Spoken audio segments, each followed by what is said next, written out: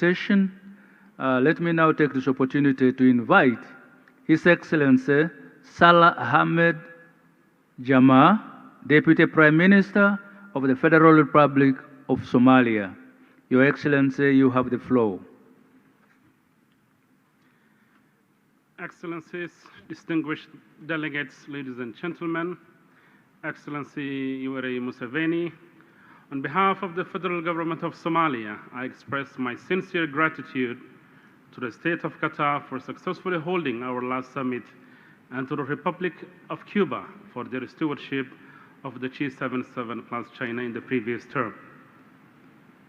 We extend our warmest congratulations to Uganda for taking the helm for both these esteemed bodies, as we are confident that under your guidance, our collective voice will resonate even stronger on the global stage. I also wish to acknowledge the warm welcome and hospitality extended to all delegates by the Ugandan government and the people here in this beautiful city of Kampala. It is an honor to gather in this magnificent continent, united by our commitment to a more just, equitable, and prosperous future for the nations of the Global South. As we embark on this new chapter, let us stand together in our unwavering commitment to the fundamental principles that bind us all. We reaffirm our full respect for the purposes and principles enshrined in the UN Charter and international law.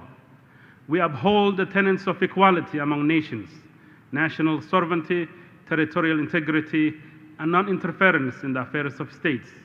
These are the bedrock upon which a just and a peaceful world order can be built.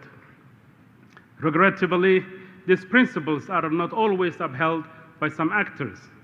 With profound disappointment, we condemn, reject, and resist the recent act of Ethiopia's aggression against Somalia's sovereignty through an illegal agreement with the breakaway northern Somali region, Somaliland. This blatant disregard for international law, customary law, and the Charter of the United Nations cannot be tolerated. We reject this MOU as null and void, and we call upon all member states to join us in opposing this violation and urge the Ethiopian government to immediately retract from its reckless and irresponsible step in an already highly fragile and conflict-prone Horn of Africa. This reckless step will risk the delicate security in the Red Sea and Bab el-Mandeb area, the vital maritime route which sees the passage of trillions of dollars worth of trade and could be a flashpoint for proxy wars between rival powers in the region. The consequence of such escalation would be catastrophic, impacting global trade, energy security, and livelihoods of millions of people in the Horn of Africa and elsewhere. And as it is, people in the Horn of Africa are already grappling with a multitude of challenges. In an era of conflicts, ethno-nationalism, food insecurity, and climate change, the region does not deserve any further turmoil.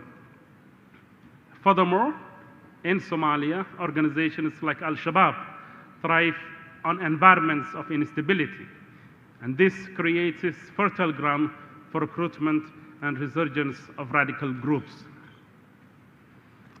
Therefore, Somalia urges forums of this nature and others to condemn acts that go against the principles of international law. Ladies and gentlemen, despite challenges in the past, Somalia remains steadfast in its pursuit of a brighter future. In this spirit, we must underscore the critical role we can play in giving a voice to the global South within the UN system. Through a South-South cooperation, we can harness the potential of our shared resources, expertise, and experience to drive sustainable development for all. Nevertheless, the path forward is not without obstacles. Progress on the 2030 Agenda for Sustainable Development remains slow and unattainable in many countries.